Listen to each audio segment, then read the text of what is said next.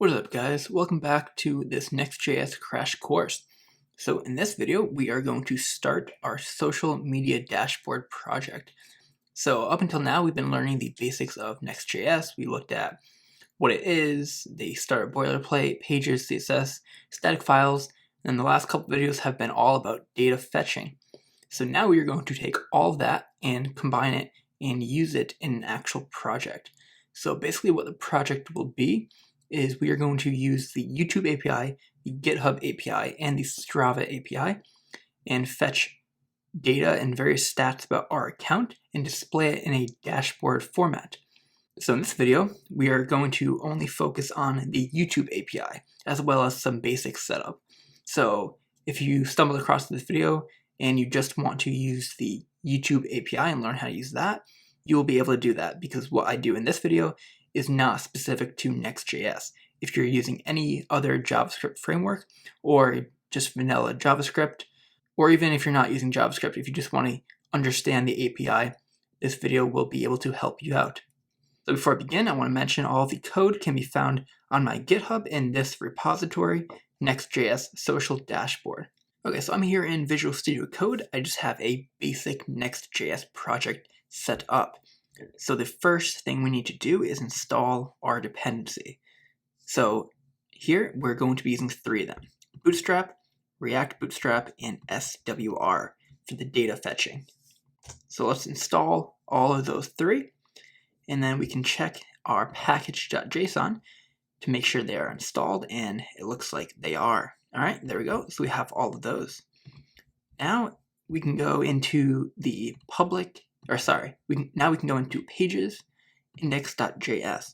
So this is all I have in the index so far. I simply removed the starter code.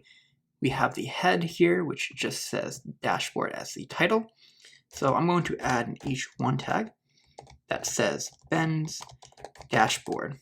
And then if we run this with yarn dev and we go and take a look at this, there we go. So we get benc dashboard. Now what I want to do, I want to use the Bootstrap to style this. So let me come up here and say class name is equal to container. Now if we go back, you'll notice it's not working. The container is not taking effect. And that's because we need to add it inside of our app.js. So if you don't have this file created yet, just simply create one named _app.js in your pages directory. And then copy and paste this code here. And then we need to add another import up here. We need to import the Bootstrap. So to do that, we can simply import bootstrap/dist/css/bootstrap.min.css. And now, once we have that, we go back here. There we go. We see the container is taking effect. So let's delete this, and we'll come back inside of here. Now I also want to give this a class as well. This will be another Bootstrap class, text center, and that will simply center the text. So basically how I want this dashboard to look is it will be rows and columns. So the first row will be YouTube, second will be maybe GitHub, third will be Strava. And then we'll have various cards as columns. So we'll have 3 cards for each of them. So it'll essentially be a 3x3 grid. So we can do that by using rows and columns. So I'm going to say import row from React Bootstrap /row, just like that. And then we can say import column from React Bootstrap /column.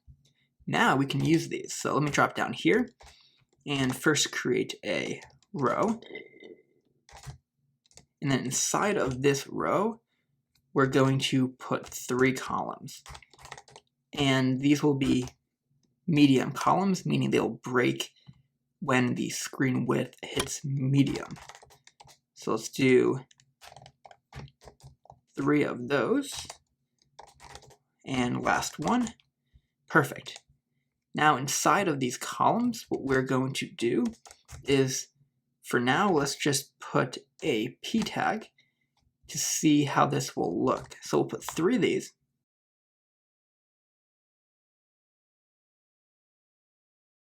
total videos. So we'll put that there and come back here, and this is kind of how it's going to look.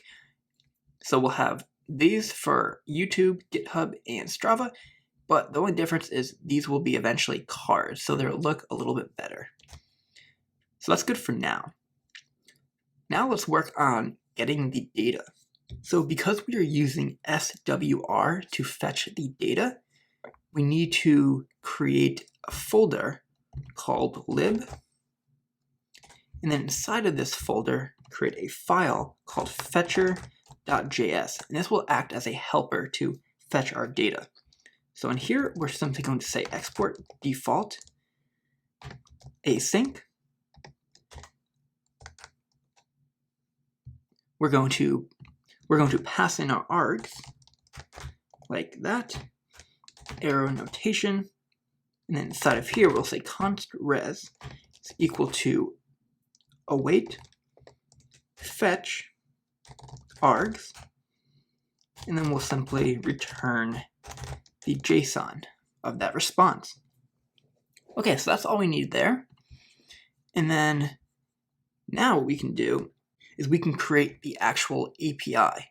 So open up the API folder, and we'll delete this hello. Don't need that. Let's create another file called youtube.js. And here, we'll say export default async, pass in our request, our response, and then inside of here is where we can fetch the data. So before we do this, we need to actually create an API key, because we can't fetch any data when we're not authenticated. So to do that, you're going to want to go to console.developers.google.com, and you're going to want to click on the YouTube Data API. And when you're here, what you can do, you can create a new project. I'll keep this name here, that's fine, and I'll hit create. Now this will allow me to generate a new API key.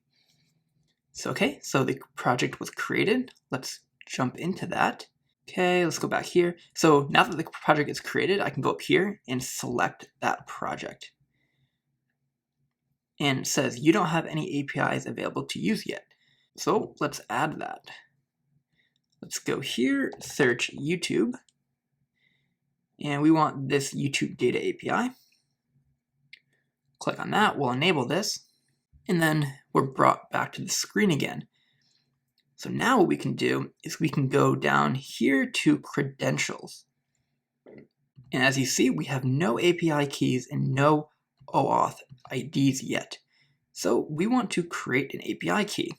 So let's say add, create credentials, click API key, and here we go. This is our key. So what we're going to do is copy this key, and back in our project, create a file called .env. Now inside of here is where we can store our keys. So we'll say YouTube key is equal to, and paste your key in there. Now remember, don't use my key because it will not work for you. I will be deleting this key after this video is uploaded, so you need to generate your own key and paste it in there. And then hit close. And if you need to access it again, you can always come back to this URL, credentials, and grab it, or just copy it. So once we have that, we can close out of .env, and we need to grab that key. So we can say var key is equal to, and we can get any value in this .env by saying process .env dot, and then the name. So in our case, it's YouTube_key, and that is this key here. So now this value here, key, is our value of our API key. So now we can use that. So let's make our API call. We'll say const response is equal to await fetch, and the URL that we want to fetch is actually a pretty long URL, so let me go and copy that. Okay, so this is the URL,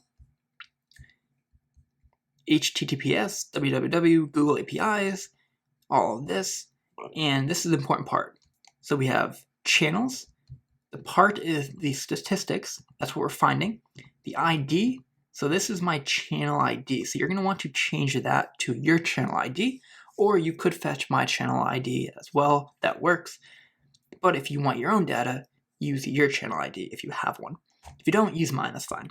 Now what we're going to do, we need to pass in the API key. So we're going to say and key is equal to, and then simply add the key just like that. Okay, so now we come down here and let's use that response. But first we need to convert that to JSON. So we can say const JSON is equal to await response.json. Okay, just like that. And now we need to, so we have all the data inside of this variable JSON. We need to extract the data that we want. So what I'm going to do is I want to help you guys visualize this data. So I'm going to open up Postman, and this is an API tool that you can use to make requests. So I'm going to paste the URL here, and we need to paste our key as well. So copy your API key and paste that right here, and then make sure it is a GET request. Now when we send this, here we go. So we see we get some data back. So if I go down here, this is what we're getting. This is the data. So we're getting, as you can see, all this stuff inside of our items list. We have statistics, we have view count, comment count, subscriber count, and video count. So these are the three we want: views, subs, and videos. So we can extract that data. So back here, how we get that? Well, we need to say const, and let's create a variable for the three that we want. So we'll say subscriber count, comma view count, comma video count. That's equal to JSON dot items. Remember, items is this list here. Sub 0, the first element in this items list, and there only is one, dot statistics, because that's what we want. And now what we can do is we can get the data for each one of these. So that right there gives us access to all of this. And we have these three variables. So now we need to return that. So we'll say return res dot status of 200 dot JSON, and inside of here we can pass all of our three variables. So subscriber count, video count, and view count, just like that. Okay, so that's how we make the API call using our API key and returning the information we need. So now we can go ahead and fetch this information inside of any of our pages. So how we're going to do this is I'm going to create a new folder called components, and I'm going to create 3 components, one for each of these 3. So we'll say, and make sure to start with a capital letter and do camel case for whenever you have new words. So here we go. We have all 3 of our components. And what we're going to do is back here in the index, we're going to call those. So first we need to import them. Let's say import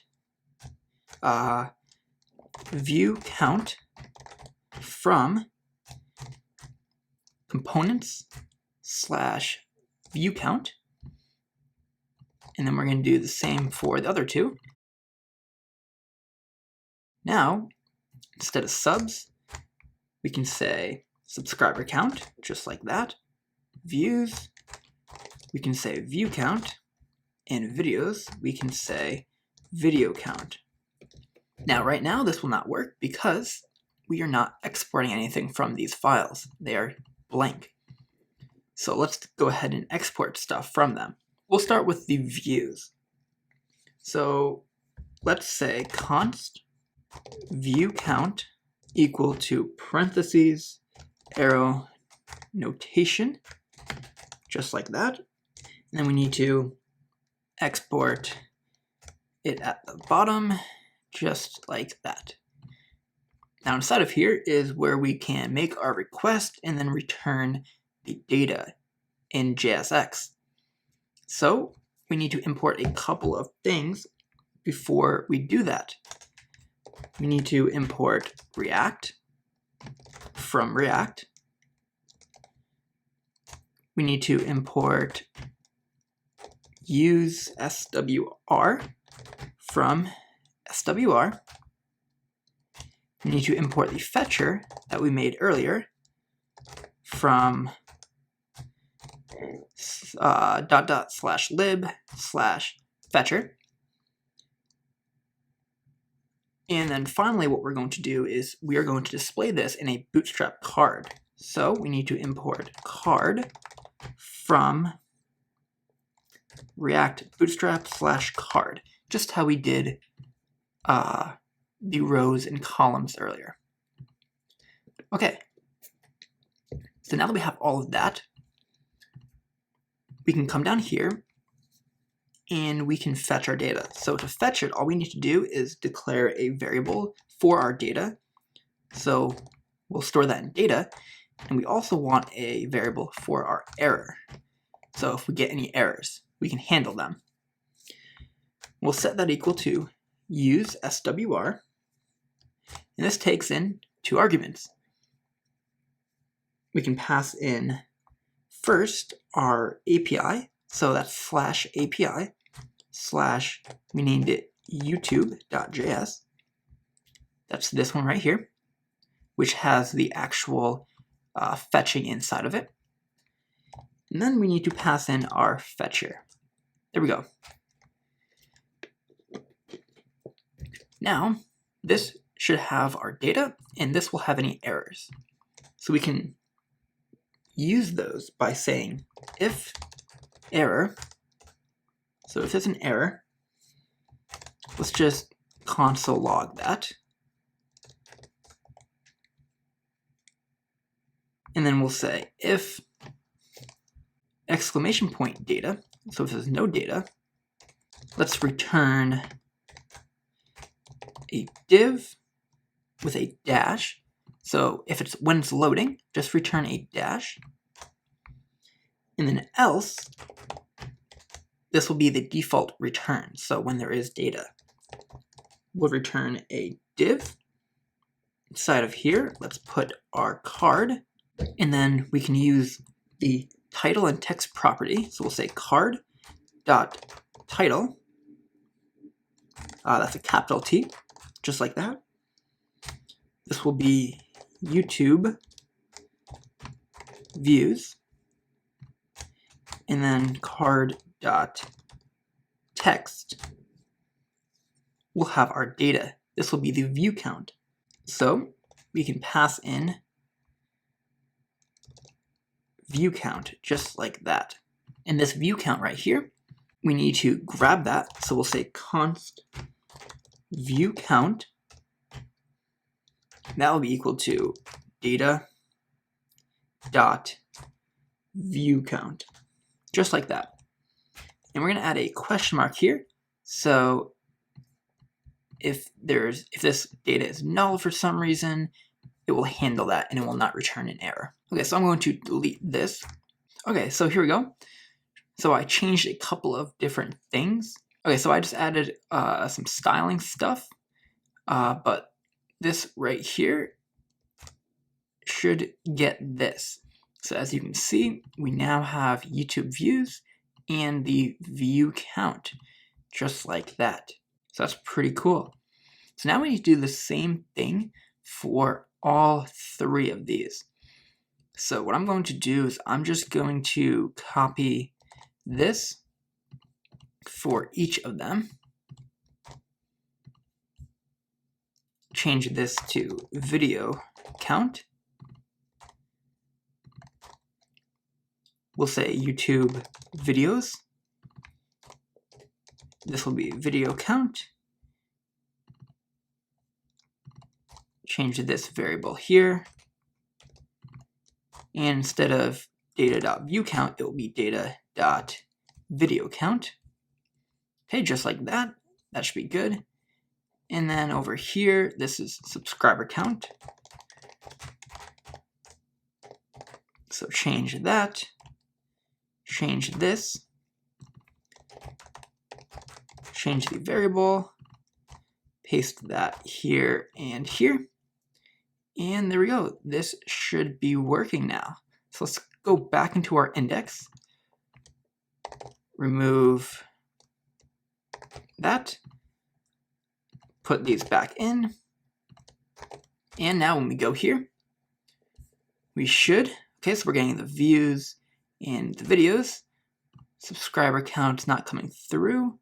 Let's see, do we have a spelling subscriber count?